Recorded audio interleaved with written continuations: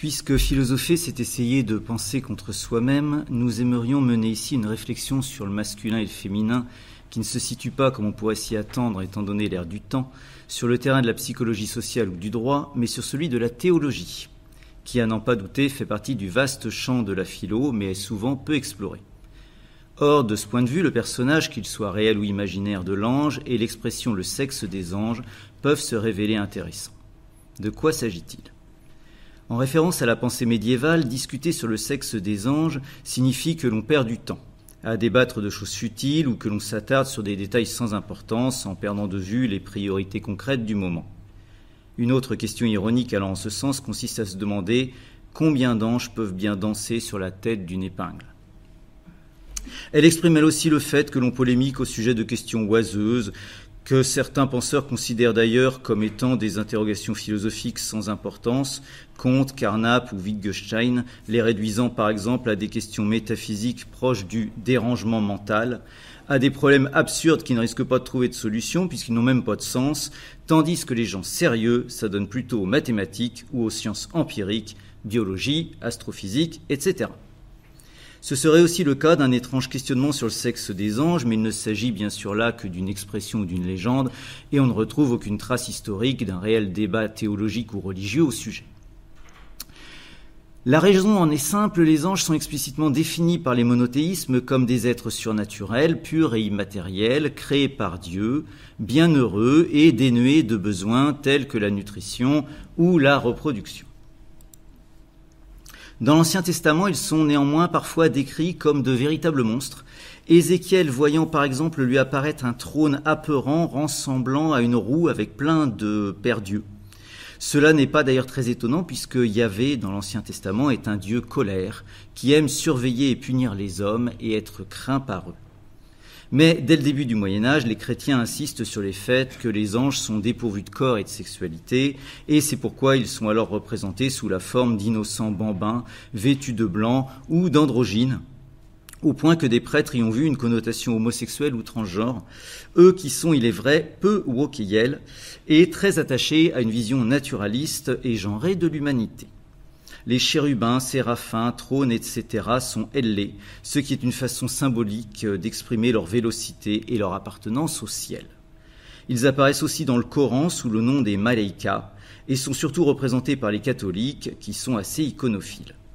Il y en a un grand nombre de sculptés dans les églises, mais leur entrejambe est toujours bien sûr dissimulée, comme l'exige la pudeur et la décence propres à un lieu de culte.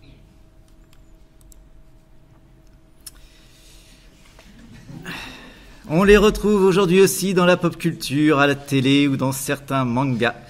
Les anges gardiens sont aussi le nom de milices bénévoles qui assurent la sécurité des métros dans plusieurs pays.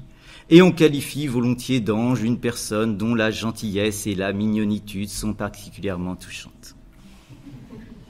Nul n'a bien sûr affirmé avoir prouvé l'existence réelle des anges, et peut-être y en a-t-il parmi vous qui jugent désuet ou dangereux tout ce qui provient de près ou de loin de la religion, sans soulignant le mal que cet opium du peuple a pu faire en opposant les individus et les nations, en les manipulant et en étant complice de tant de crimes à l'échelle de l'histoire. Et c'est encore d'ailleurs aujourd'hui une façon de déshumaniser les femmes, parfois dans l'indifférence générale. Et oui, ce sont bien les avancées de la science et l'usage de la raison qui ont permis de lutter contre l'obscurantisme religieux. Mais, je reprends le tout début de mon intervention, nous voudrions faire ici un petit pas de côté qui consiste à penser contre nous-mêmes. Quand bien même serions-nous athées comme Spinoza, matérialistes comme Marx, pourfendeurs des arrière-mondes puisque Dieu est mort comme Nietzsche, certains que la foi est une sublimation inconsciente d'un besoin de protection infantile comme Freud, etc., etc. Allons-y donc, mettez-les tous entre parenthèses et profitons de ce petit moment pour renouer avec notre naïveté enfantine. D'ailleurs, Jésus disait que celui qui n'accueille pas le royaume de Dieu à la manière d'un enfant n'y entrera pas. Prenons donc pour un temps en compte cette hypothèse, celle de l'existence de ces êtres célestes, ni masculins ni féminins. L'angéologie est d'ailleurs la très sérieuse discipline enseignée aux séminaristes, dont les grands fondateurs sont Pseudo-Tony et saint Thomas d'Aquin. Pour faire simple, Thomas d'Aquin présente la hiérarchie céleste de cette façon dans la Somme théologique. À chacun sa charge dans ce que l'on appelle l'armée des anges au sens large du terme. Chanter les louanges de Dieu, montrer la justice et l'autorité, maintenir l'ordre subtil de l'univers, réaliser des miracles, combattre les forces du mal, comme Saint Michel qui terrasse le dragon, annoncer des missions spéciales. Les anges sont souvent des messagers, angelus en latin, qui nous guident et nous protègent. Au total, il y en aurait de très nombreux, 1000 milliers le servaient, myriades de myriades devant lui, est-il dit dans le livre de Job.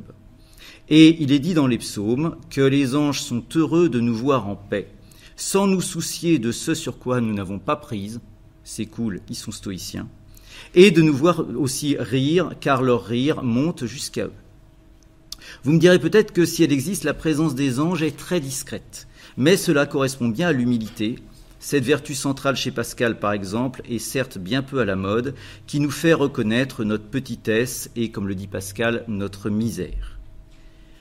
Voici donc 3 bonnes raisons de s'intéresser aujourd'hui de plus près à l'existence de nos discrets angelots. Tout d'abord, si on a la foi, alors ça concerne ou a concerné tout de même quelques centaines de milliards d'individus sur Terre, et aujourd'hui, seuls 12% de l'humanité se dit totalement athée. Y croire n'est guère optionnel, car ils sont essentiels dans les religions et dans tous les grands livres sacrés. Guide des prophètes dans la Torah, annonciateur de la naissance de Jésus-Christ à Marie par l'archange Gabriel, qui aurait d'ailleurs aussi dicté l'intégralité du Coran à Mahomet pour les musulmans, ou encore incarnation du mal, puisque tel est le statut de Satan et de tous les autres anges déchus à sa suite, pour avoir librement choisi de se détourner et de nous détourner du bien. S'il est parfait, Dieu ne doit donc sans doute pas être représenté comme un juge autoritaire, mais bien plutôt comme un père patient, lent à la colère, comme on dit, car il le sait, nous ne sommes pas des démons, mais on n'est pas non plus des anges. Et comme le dit Pascal, qui veut faire l'ange fait la bête, car l'angélisme qui croit possible de faire abstraction de la partie obscure inscrite en nous est en vérité une posture naïve, voire dangereuse. Ensuite, certains affirment avoir vu leur ange gardien, ou senti sa présence. Oui, si tous ces êtres de lumière contemplent et louent Dieu dans une sorte de grand gospel céleste, certains sont aussi parfois en déplacement professionnel.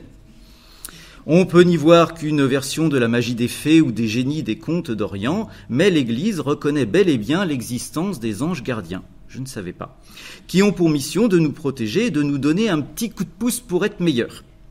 Ils peuvent aussi ne pas être des complices fraternels, mais des saboteurs de mauvaises actions que nous allions commettre. C'est en ce sens que Charles Péguy, ayant convoité une autre femme que la sienne, confia à un ami « Mon ange gardien a le chic pour me casser tous mes coups ». Les cas nombreux et parfois très étranges de leurs apparitions sont étudiés par l'Église qui, contrairement à ce qu'on pourrait penser, n'est pas du tout prompte à les reconnaître et insiste bien plutôt sur l'importance de faire preuve de discernement. Donc si vous voyez un ange vous apparaître, il y a toute une enquête qui est faite avant de voir si cela peut remonter jusqu'aux oreilles du Vatican. Elle admet néanmoins que saint François d'Assise a été visité par un séraphin aux ailes de feu, que sainte Thérèse d'Avila a vu un chérubin qui perçait son cœur avec une lance d'or. Rue du Bac à Paris, sainte Catherine Labouré rencontra 2 fois son ange gardien qui avait la forme d'un mignon petit garçon d'environ 4 ans. Celui de l'Allemande Sainte Gertrude ressemblait à un noble prince fastueusement paré.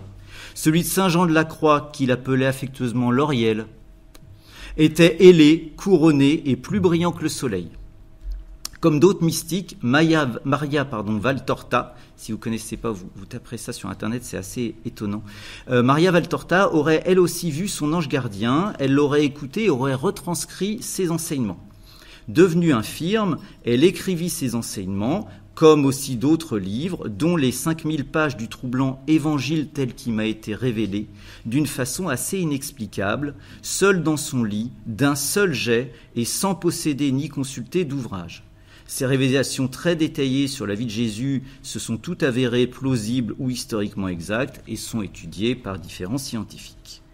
Elle livra aussi un autre ouvrage dont le nom est celui de son messager angélique, Azarias, qui signifie « aide du Seigneur ». Voici quelques cas d'apparition ou d'amis imaginaires, puisque leurs voix ne sont peut-être que les échos de notre propre conscience, mais qui n'arrivent bizarrement qu'à des personnes d'une grande piété. D'après les théologiens, étant en eux-mêmes dénués de formes sensibles, les anges ne se montrent que sous un aspect qui pourrait nous parler ou nous rassurer. Donc pas comme les roues avec des yeux chelous. C'est aussi pour ça que les archanges se présentent souvent sous la forme de garçons et non de filles. Michel, Gabriel et Raphaël. Épousant l'air du temps pour se faire entendre, ils sont apparus selon le modèle patriarcal de l'époque, et peut-être faudrait-il aujourd'hui recourir à une écriture inclusive pour les prénoms en question, qui peuvent d'ailleurs, vous remarquerez, s'écrire au féminin. Michel, Gabriel, Raphaël, ça passe. Enfin, dernière raison plus théologique. Saint Thomas d'Aquin nous dit qu'il est nécessaire de poser l'existence de substances incorporelles non unies à des corps, fin de citation, c'est-à-dire des anges. Il n'en donne pas de preuves, bien évidemment, mais il en donne ce qu'il appelle des raisons de convenance, pour rendre plus harmonieux ce vieux couple chahuteur que forment Monsieur Raison et Madame Foi, qui n'ont pas vraiment la même logique ni la même sensibilité. Saint Thomas d'Aquin souligne alors l'extrême complexité et l'harmonie de l'univers, ce qu'on peut appeler le cosmos, dans lequel chaque partie d'un corps contribue à son ensemble, tout comme chaque être vivant contribue à l'ensemble que forme la nature, et comme chaque loi de la nature est liée à toutes les autres, de sorte que l'univers repose sur un réglage fin, aujourd'hui et peut-être à tout jamais inexplicable. Mais sa beauté provient aussi du fait que la hiérarchie des êtres est continue dans la nature, s'élevant par degrés de la matière inerte à la vie végétale, animale et humaine.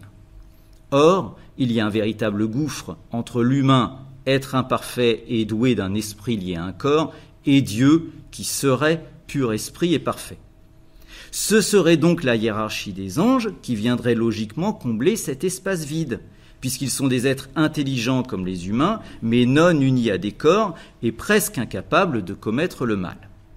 Dans les deux sources de la morale et de la religion, Bergson reconnaît que leur existence est possible et qu'elle représenterait un pont entre nous et un Dieu qui serait pur amour, et que leur existence conviendrait assez bien à l'harmonie d'un monde qui aurait désormais un sens, qui ne serait pas qu'une mécanique aveugle. Mais ne l'oublions pas, Lucifer lui-même est censé être un ange. Un ange déchu, certes, mais un ange tout de même. On l'appelle parfois l'adversaire, pour ne pas dire son nom, au cas où cela pourrait nous apporter le mauvais œil. Oui, comme Voldemort, dans Harry Potter. Or, art et religion ayant toujours été intimement liés, disons quelques mots de ce tableau. Il s'agit de la tentation de saint Antoine de Milet, 19e siècle, saint Antoine étant connu pour s'être retiré dans le désert d'Égypte, retraite dans le désert, c'est classique comme méthode de purification, dans lequel il subit la tentation de Satan sous la forme de visions de volupté féminine. On connaît aussi le cas de saint Augustin, dont la jeunesse fut une vie de débauche. « Je m'éparpillais et je bouillonnais parmi mes fornications », disait-il. Il avoue cela dans les Confessions. La violence avec laquelle il y fustige le vilain pécheur qu'il a été montre bien l'importance de cet attrait de la chair, en l'occurrence féminine, et ce serait aidé par le Saint-Esprit qu'Augustin aurait radicalement transformé sa vie, ressentant comme une invitation à, je cite, « se faire eunuque pour le royaume de Dieu ». Qu'il s'agisse de saint Augustin ou de saint Antoine, ces tentations les ont mis à rude épreuve. Or, que voyons précisément sur le tableau de Millet ? Un ange, ou une fragile jeune femme qui pourrait être prise pour un ange, avec cette forme ambiguë en haut à gauche, une croix ou la queue du diable.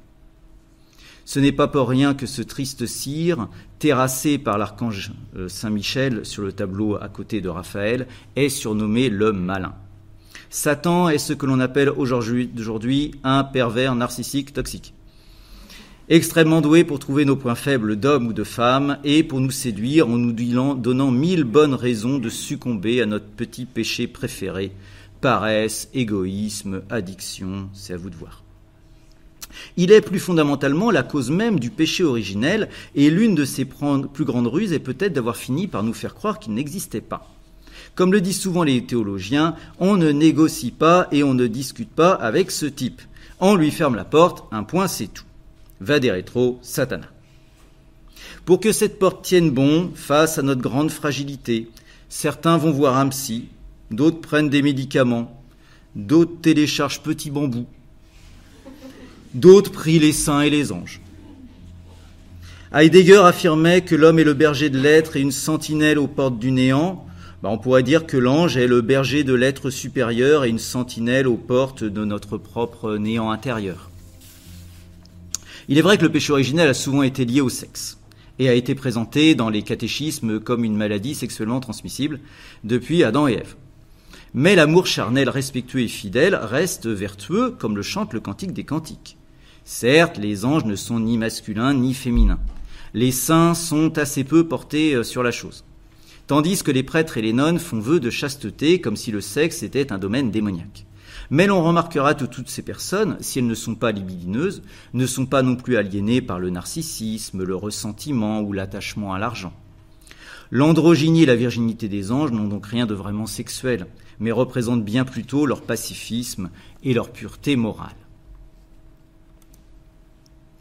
Ces créatures ne sont quasiment pas capables de fauter, ils sont immaculés. Mais il y a alors un paradoxe. Marie est considérée par les catholiques, qui sont souvent très fiers de leur théologie très logique et structurée, et par les orthodoxes aussi, comme la reine des anges, Regina Angelorum. Mais elle n'en est pourtant pas un. C'est un être mortel, fait de chair et de sang, elle est inférieure au monde des esprits, mais elle a été jugée digne de porter ce qui est censé être l'incarnation de Dieu. Et c'est pourquoi elle se situe dialectiquement au-delà même de tous les anges. L'Angélus est donc le nom d'une prière quotidienne composée de 3 Ave Maria. La figure de Marie représente alors pour certaines la domination masculine, la femme glorifiée par une église misogyne en vue de déprécier le reste du genre féminin, qui n'arrive pas à sa cheville, ainsi que l'image désespérante de la soumission féminine, de l'absence de réalisation personnelle et du silence, sois belle et tais-toi, puisqu'elle ne parle quasiment pas dans la Bible. D'autres y voient au contraire une véritable icône féministe, puisque Marie est toujours restée digne et courageuse dans un monde masculin bêtement guerrier. Et que, si l'on s'en rapporte encore une fois à l'évangile de Maria Valtorta, elle fut un soutien omniprésent et indéfectible pour son fils, donc une grande aide pour essayer de construire un monde moins bête et plus aimant. Sa force provient de qualités qu'il ne faudrait bien sûr pas genrer, mais que l'on juge parfois féminines. Écoute, patience, pardon, confiance, tendresse, la force des anges. Son fils, lui, défendit de nombreuses femmes, y compris des mécréantes et des prostituées, et ne suggéra jamais qu'il serait dans leur nature d'être tentatrices, ou celle des gars d'être obsédés, au point que ce serait le devoir des filles de se soustraire physiquement au regard des garçons. Et avoir le nombre impressionnant d'hommes qui ont prié Marie, l'ont remercié et l'ont imploré de les guider, y compris dans l'islam, on a là affaire à un sacré girl power. De ce titre, reine des anges, il découle implicitement que Jésus est le prince des anges. De même, certains espèrent qu'au moment de la résurrection, nous ayons tous un corps glorieux et que nous soyons aussi comme des anges dans le ciel, selon l'évangile, selon saint Matthieu. Ce ne sont peut-être là que des superstitions et des contes de fées pour grands enfants, mais plutôt que de les balayer d'un revers de main dogmatique, il faudrait alors donner des explications sérieuses, notamment aux centaines d'apparitions d'anges et aux plus de 2500 apparitions recensées de Marie, dont les plus mystérieuses sont celles de Lourdes, Fatima, Guadalupe et Zeytoun. Bonne chance pour en proposer des élucidations physiques ou psychanalytiques vraiment crédibles. On peut certes marteler que l'existence des anges et des miracles est scientifiquement impossible. Mais, comme le dit si bien l'astronome britannique Burbidge, si les étoiles n'existaient pas réellement dans le ciel, il serait peut-être assez facile de prouver que leur existence est impossible. Un ange passe. Un mot de conclusion. Toute cette histoire n'était bien sûr qu'une parenthèse dans le phrasé de nos existences, souvent un peu trop terre-à-terre. Et on peut sans doute vivre heureux, sans foi, loin des anges et de leurs reines. Je crains donc que vous ne pensiez que nous n'avons fait que perdre notre temps ici à discuter sur le sexe des anges au sens péjoratif de l'expression. Mais je me demande tout de même, ne sont-ils pas une belle expression de la sensibilité de l'homme face à sa vulnérabilité, qu'il a tendance à dénier au point de vouloir aujourd'hui tuer la mort, comme le disent nos amis transhumanistes. Dans un monde qui est loin d'être angélique, pourquoi ne pas être pascalien et, comme Pascal avec Dieu, avoir la folie ou la sagesse enfantine de parier sur les anges, ces messagers célestes, asexués, calmes et bienveillants, qui élèvent notre spiritualité et partagent un message universel d'amour. Puisque, je cite presque Pascal, si vous gagnez tout. Si vous perdez, vous ne perdez rien. Gagez donc qu'ils sont, sans hésiter.